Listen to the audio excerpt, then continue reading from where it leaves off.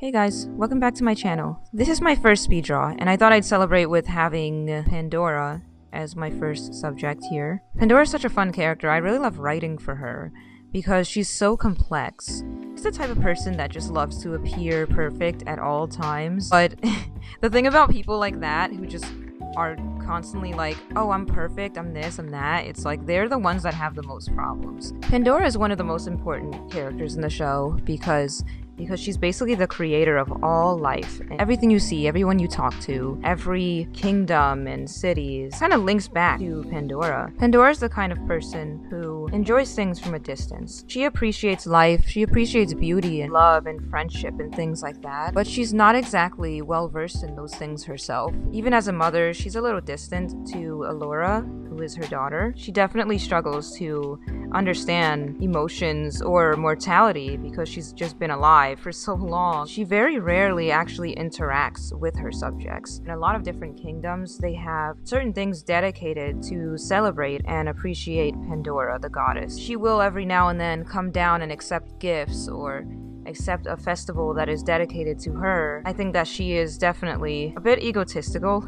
I mean, how could you not be when you basically created everything? You're basically God, so I mean, she doesn't really see herself as on the same level as the people that she's created. I think the only person who's ever really managed to get through Pandora's aloof kind of distant demeanor is Mortimer, who is Ume's father. I believe that Pandora and Mortimer definitely have a very interesting relationship. Mortimer, he's also kind of like egotistical, but he's a lot more obvious with his insecurities and his imperfections. Pandora definitely finds that intriguing and fascinating, where it's like he'll be crying over the dumbest thing and she's like, what are you crying about? And he'll just be completely honest and shameless, and it's almost funny but also like kind of sweet and wholesome. And if you think about it, Mortimer, he lives in a quiet kind of normal suburban neighborhood, which is very different from Pandora's life. So a lot of the things that bother him or a lot of the issues that he has, she has absolutely zero experience with and has never had to deal with those kinds of things. She would not understand at all. Like, she has not experienced that, but she finds it fascinating. It's the way their relationship really starts off. She wants to know more about him, and through her love for him, she starts wanting to know more about everything else in the world. She wants to understand. She wants to get how mortality and flaws work and how it makes a person stronger. In time, she does grow to actually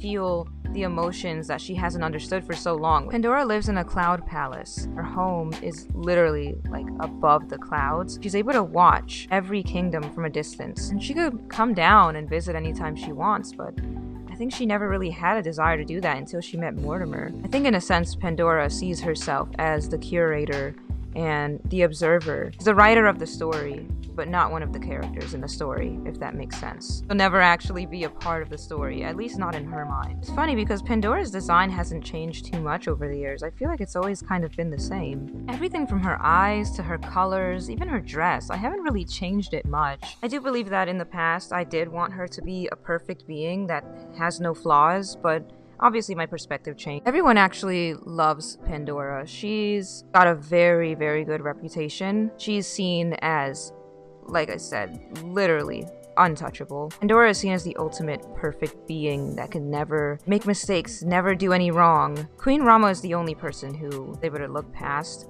Pandora's perfect image and see her for who she really is. Of course, I can't exactly reveal that here because it's spoilers, guys. It's definitely spoilers. I would say Rama is Pandora's only competition. She's the only person who really challenges her and pushes her to confront herself and see herself as something less than perfect for once in her life. I think Pandora is like the perfect representation of like constantly trying to pretend everything is fine and they're just like happy. And Pandora is definitely the type of parent who expects perfection from everything and everyone, and especially her own daughter, Allura. Not only does she have a lack of an understanding for imperfection and flaws, but I think she's also not very accepting to it. She's the type of person who would try to fix it.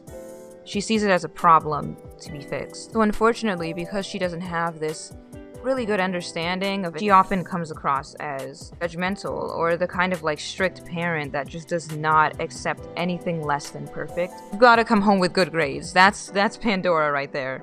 If you don't come home with good grades, she's like, yeah, sweetie, try again and then come back to me.